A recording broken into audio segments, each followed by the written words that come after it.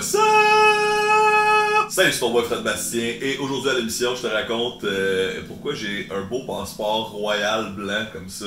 White on gold, baby.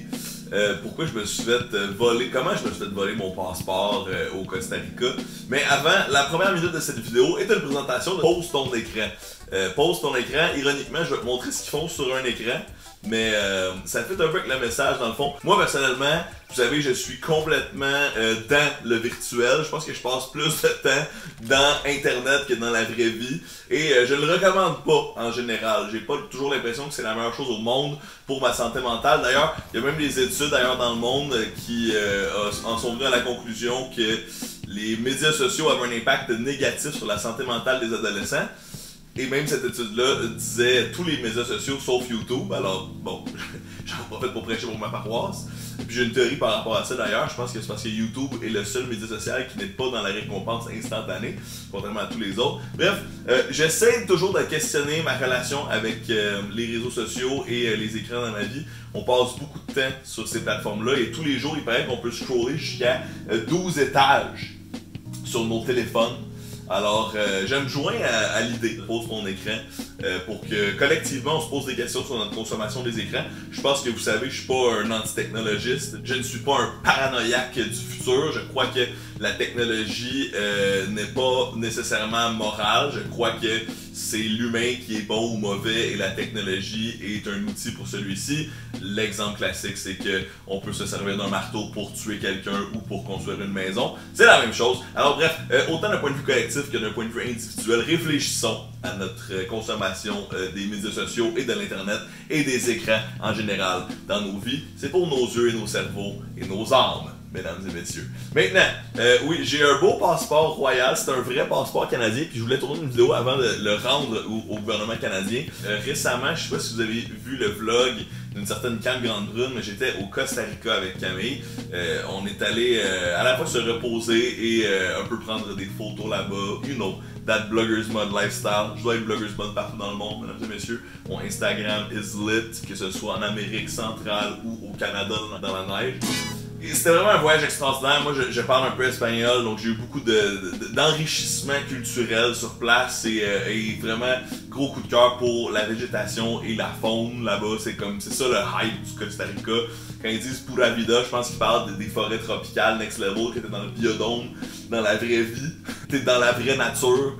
Et les animaux qu'il y a partout, on a vu des toucans, des perroquets rouges dans la nature, des singes qui venaient nous réveiller, mais c'était pas fatigant parce que c'est des singes dans la jungle, parce que notre Airbnb était dans la jungle. Bref, c'était le best, et ce voyage-là m'a forcé à la réflexion aussi, pour faire un lien avec le premier sujet, parce que je n'avais pas Internet, ben très peu, on avait un très mauvais Internet.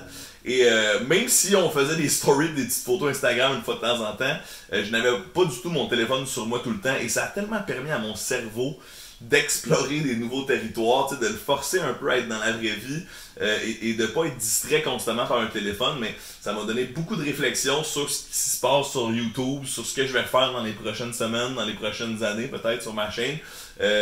J'ai beaucoup d'idées aussi pour mes projets musicaux. Vous savez, ça n'a jamais quitté depuis que je suis adolescent, que j'ai toujours on the side des idées musicales. Le Forest va revenir à la vie tranquillement. Puis tout ça un peu c'est né du temps que j'ai eu au Costa Rica, loin de mes appareils technologiques pour réfléchir à ça. Puis oui, on a tous des vies effrénées, là, que ce soit dans nos emplois ou avec notre famille, etc. Mais si on ajoute la technologie à tout ça, c'est un peu hardcore. Bref, c'était l'idée de la vidéo du Costa Rica. Mais maintenant, mon passeport. Ça, c'est donc mon nouveau, comme je l'ai dit, c'est l'ambassade canadienne au Costa Rica qui me l'a livré pour que je puisse voyager. Présentement, je tourne cette vidéo en direct d'un musée à Los Angeles parce que, bon, j'ai la NASA aussi là, comme vidéo à tourner. Là, je suis retourné à la NASA. Bref, cette vidéo, c'est un peu une cautionary tale, un récit pour vous apprendre une morale. Faites attention à votre passeport quand vous voyagez, surtout si vous sortez un peu les sentiers battus. Moi, je l'ai toujours su ça, j'ai toujours pensé que j'ai fait attention, mais au Costa Rica, je me suis fait avoir. Puis, c'est pas un pays très dangereux, le Costa Rica, mais selon ce que j'ai entendu raconter à mon histoire à des policiers ou à des douaniers ou à des gens de l'ambassade canadienne, c'est relativement commun. Je me suis fait voler mon passeport dans ma chambre d'hôtel. La porte fermée et barrée. quelques minutes avant notre check-out, avant que Camille et moi nous partions. Puis je pense pas que j'ai été un peu naïf, pour faire une longue histoire courte. Camille et moi, on s'apprêtait à quitter l'hôtel. Et les femmes de ménage savaient qu'ils allaient passer après. Nous, on devait quitter à l'instant. On allait faire notre check-out. Mais plus tôt dans la journée, j'avais demandé à la réception pour une brosse à dents, parce qu'il est comme un niaiseux. J'avais oublié ma brosse à dents ce jour-là. Et ils m'ont dit, oh non, on n'en a pas, mais on va peut-être aller vous en porter une plus tard dans votre chambre. Et quand on est revenu juste avant de quitter, moi, mon sac d'objets précieux était sur la table et il y avait une brosse à dents sur la table. Donc, ils sont venus porter une brosse à dents pendant notre absence.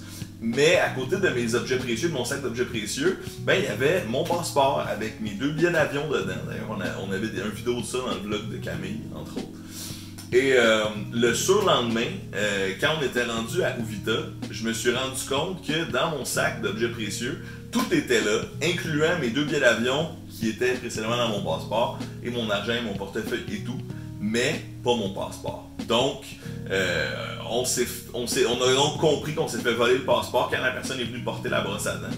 Puis quand on a raconté cette histoire-là, encore une fois, à la police, qui, là-bas, a géré ça, il y a comme une police internationale pour ce genre de dossier qui forward l'information à Interpol et au FBI, etc.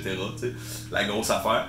Puis ensuite, tu vas à l'ambassade canadienne. Mais bref, c'est quelque chose qui arrive des fois. Il y avait même une histoire qu'on a lue dans le registre à l'ambassade de gens qui se sont fait voler leur passeport dans la chambre d'hôtel, qui était barré dans le coffre-fort, qui était barré aussi.